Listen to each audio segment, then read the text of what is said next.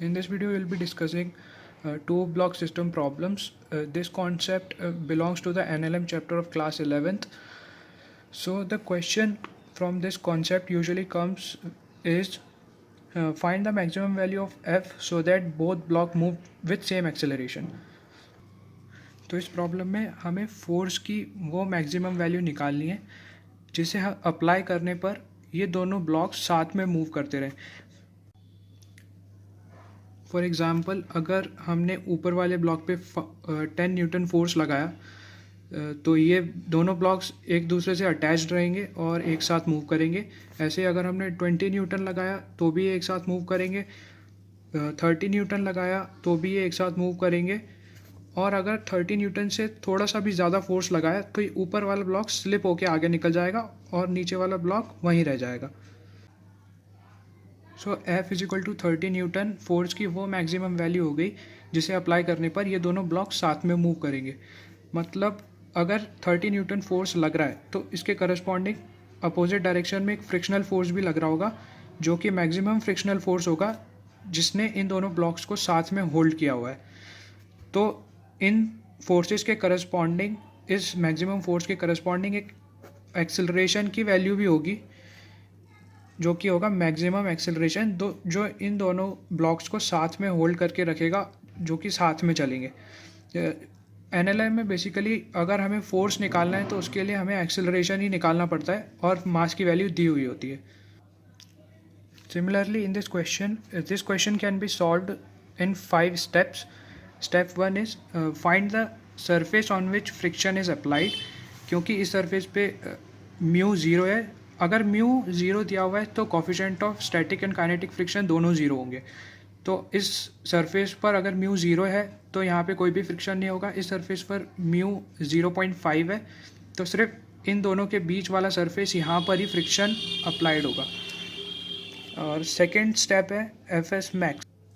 हमें इन दोनों के बीच में जो भी लिमिटिंग फ्रिक्शन है जो कि होती है maximum value of friction before the object starts moving, वो कैलकुलेट करना है और उसके करस्पॉन्डिंग एक्सेलरेशन हमें कैलकुलेट करना है उस ब्लॉक पे जो ब्लॉक सिर्फ और सिर्फ फ्रिक्शन पे डिपेंडेंट है. इस केस में ये वाला ब्लॉक सिर्फ फ्रिक्शन पे डिपेंडेंट है क्योंकि बस यहाँ पे फ्रिक्शन लग रहा है, यहाँ पे कोई फ्रिक्शन नहीं है और एक्सटर्नल फोर्स भी ऊपर वाले ब्लॉक पे अप्लाई की गई है. फोर्थ स्टेप होता है जो भी एक्सेलरेशन होगा जो कि एफ एस मैक्स के करस्पॉन्डिंग होगा वही एक्सेलरेशन मैक्सिमम कॉमन एक्सेलरेशन होगा जिसके साथ ये दोनों ऑब्जेक्ट एक साथ मूव करेंगे. क्योंकि अगर इससे ज़्यादा हमने एक्सेलरेशन अप्लाई किया, फोर्स अप्लाई किया इसके करस्पॉन्डिंग जो होता है, तो ये दोनों ऑब्जेक्ट स्लिपिंग स्टार्ट कर देंगे, ये ऑब्जेक्ट आगे निकल जाएगा, ये यहीं पे रह जाएगा. कंसिडर, इसके बाद फिफ्थ स्टेप है कंसिडर होल सिस्टम है अप्लाई. अभी हम अप्लाई करेंगे क्वेश्चन में तो समझ में आ जाएगा. तो इस क्वेश्चन का आंसर देखेंगे. सबसे पहले एफ बनाएंगे हम दोनों ब्लॉक्स का. तो ब्लॉक ए का एफ ऐसा आएगा जिसका 10 kg मास है. 10 kg मास है इस ब्लॉक का. तो इसका एफ एक एक्सटर्नल फोर्स अप्लाई हो रहा है इधर और इसके करस्पॉन्डिंग जो कि इस सरफेस पर फ्रिक्शनल फोर्स अप्लाई होगा इन द अपोजिट डायरेक्शन. इसके अपोजिट डायरेक्शन में फ्रिक्शनल फोर्स लगेगा जो कि इस सरफेस पे होगा. अब 20 kg का एफ देखते हैं. 20 kg इस ब्लॉक में सिर्फ एक ही फोर्स लग रहा है जो कि फ्रिक्शनल फोर्स लगेगा. अगर इस ब्लॉक पे फ्रिक्शनल फोर्स इस डायरेक्शन में लग रहा है तो सेम फ्रिक्शनल फोर्स नीचे वाले ब्लॉक पर इस डायरेक्शन में लगेगा by Newton's third law of motion. तो वही सेम फ्रिक्शनल फोर्स इस डायरेक्शन में लगेगा और इस ब्लॉक के एक्सेलरेशन को हम बोल देते हैं A1, इस ब्लॉक के एक्सेलरेशन को बोल देते हैं A2. तो हमने ये ब्लॉक पहचान लिया जिसमें सिर्फ फ्रिक्शनल फोर्स लग रहा है. तो इसमें हम F इजिकल टू ma लगाकर एक्सेलरेशन की वैल्यू निकाल सकते हैं. तो अगर अब सिंपली हम F इजिकल टू ma लगाएंगे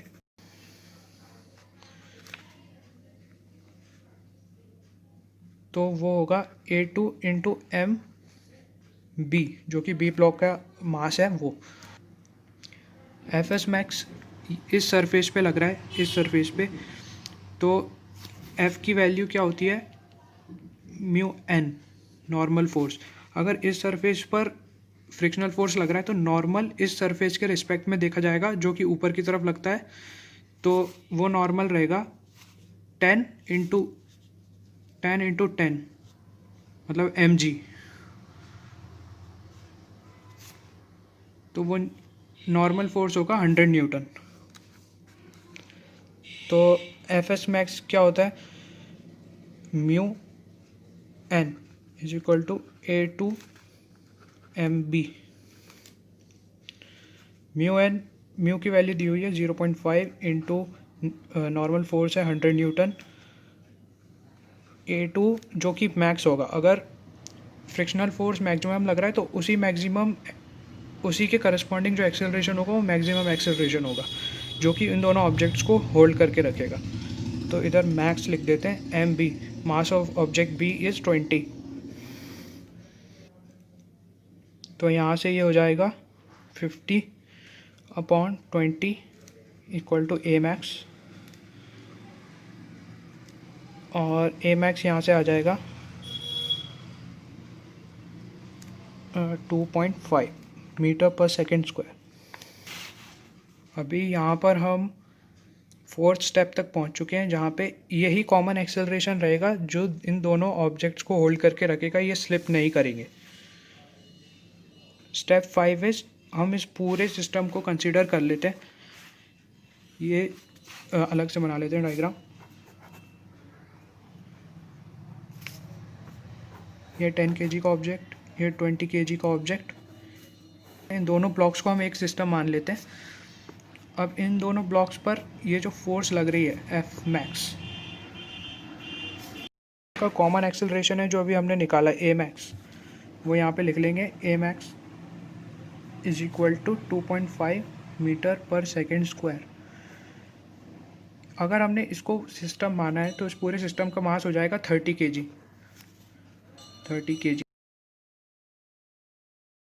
F max is equal to m of the system into A max. तो एफ मैक्स आ जाएगा, मास ऑफ द सिस्टम है 30 kg और ए मैक्स है 2.5। इसको अगर हम सॉल्व करेंगे तो ये आ जाएगा 3 × 25 75 न्यूटन। ये 75 न्यूटन आ जाएगा मैक्सिमम फोर्स।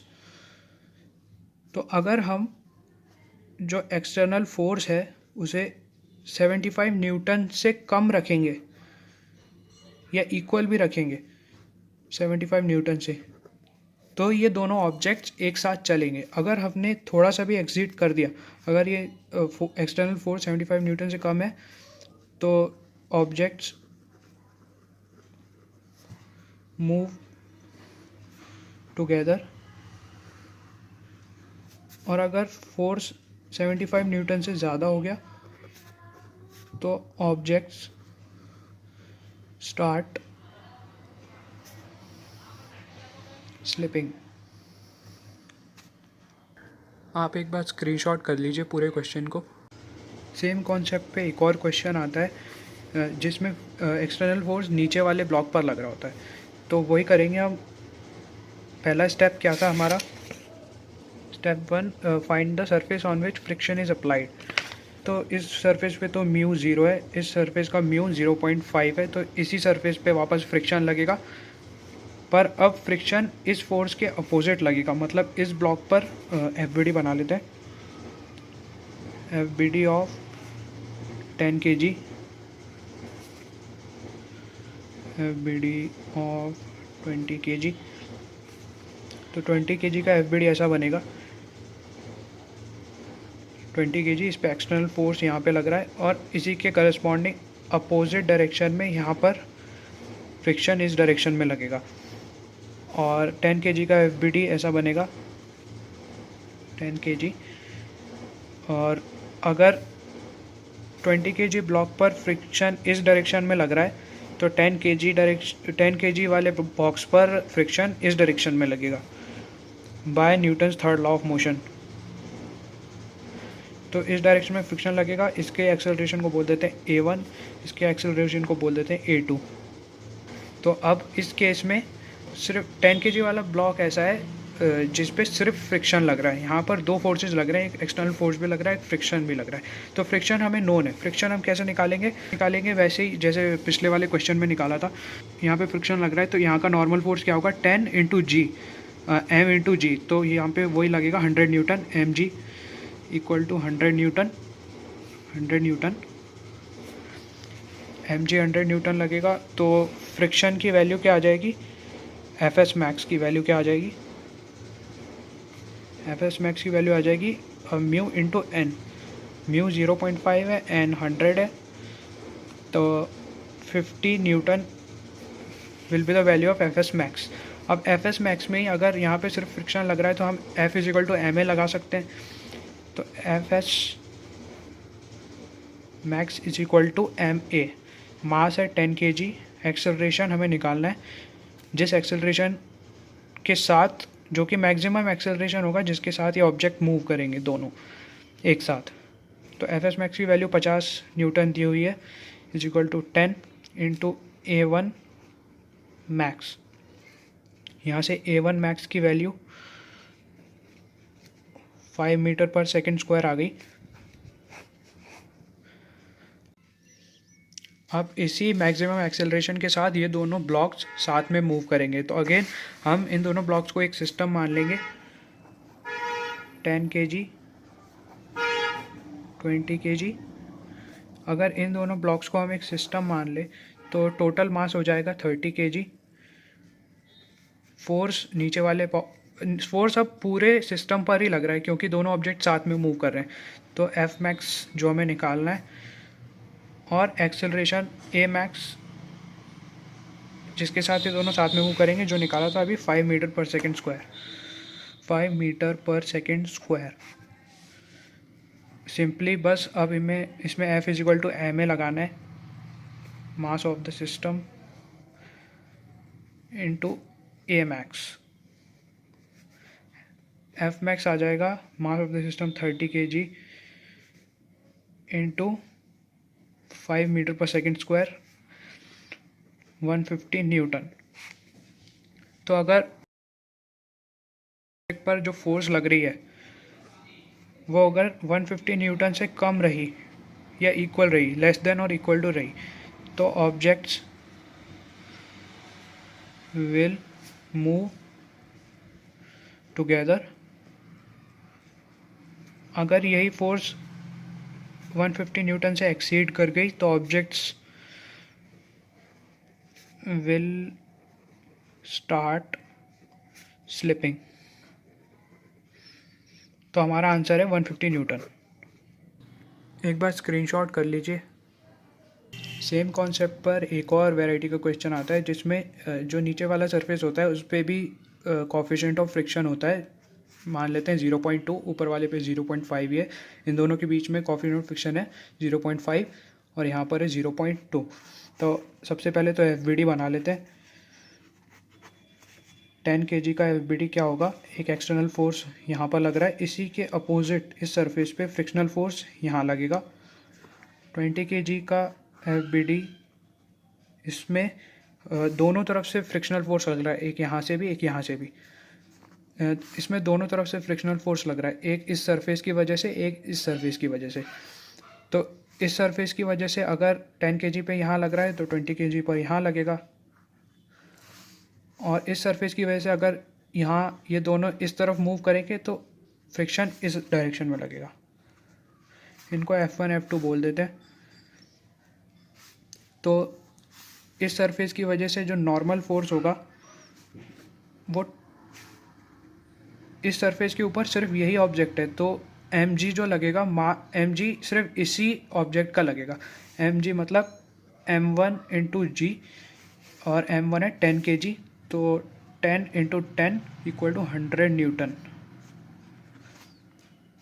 तो इस सरफेस पे जो नॉर्मल फोर्स लगेगा वो सिर्फ 100 न्यूटन लगेगा, और इस सरफेस पे जो नॉर्मल फोर्स लगेगा वो इन दोनों ऑब्जेक्ट्स की वजह से लगेगा। तो 30, इन दोनों का मास मिला के 30 हो जाएगा। तो 30 इंटू जी, जो कि हो जाएगा 300 न्यूटन। N1 मान लेते हैं 100 न्यूटन, N2 मान लेते हैं 300 न्यूटन। तो अब फोर्स एनालिसिस करें हम इन दोनों ऑब्जेक्ट का, तो इसका एक्सेलरेशन मान लेते हैं A2, इसका एक्सेलरेशन मान लेते हैं A1। इसका फोर्स एनालिसिस करें तो नेट फ्रिक्शन आ जाएगा F1 minus F2 equal to M2 mass into acceleration. Acceleration है A2, तो F1 μ1 into N1 minus μ2 into N2। M2 है 20 kg। एक्सेलरेशन हमें निकालना है जो कि ये मैक्स हो जाएगा। तो μ1 मतलब इन दोनों के बीच वाला जो कोफिशिएंट ऑफ फ्रिक्शन है वो 0.5, N1 100 निकाला ही हमने, माइनस μ2 इन दोनों के बीच का इस बॉक्स और इस सरफेस के बीच का coefficient of friction 0.2 into N2 300 newton जो हमने निकाला था, 300 newton equal to 20 into A max. 0.5 into 150 minus 60 equal to 20 into A max जाएगा ये -10 is equal to 20 into A max. A max हो जाएगा 0.5 मीटर पर सेकेंड स्क्वायर। माइनस में आएगा, वो माइनस साइन नेगलेक्ट कर देंगे, जिससे पता चल रहा है कि एक्सेलरेशन इसका इस डायरेक्शन में, तो माइनस साइन हम हटा देंगे। ये दोनों ऑब्जेक्ट्स पे अगर इससे ज़्यादा एक्सेलरेशन लगा तो ये साथ में मूव नहीं करेंगे, स्लिप होना शुरू कर देंगे। तो वैसे ही पिछले क्वेश्चन जैसे इसको एक सिस्टम मान लेंगे हम। तो पिछले क्वेश्चन जैसे इन दोनों ऑब्जेक्ट्स को हम एक सिस्टम मान लेंगे। इसको एक सिस्टम मान लिया, कंबाइंड मास हो गया 30 kg। फोर्स जो लग रहा है वो एफ मैक्स निकालना है, और एक्सेलरेशन ए मैक्स अभी निकाला है 0.5 मीटर पर सेकेंड। अब simply F is equal to M A लगा देंगे। F max is equal to mass M into A max. Mass of the system है 30 kg। A max is equal to 0.5 metre पर second square. तो इसका answer आ जाएगा 15 newton. So guys, if you want more videos on any topic of physics, chemistry and maths, comment the name of the topic in the comment box and don't forget to subscribe the channel. Thank you.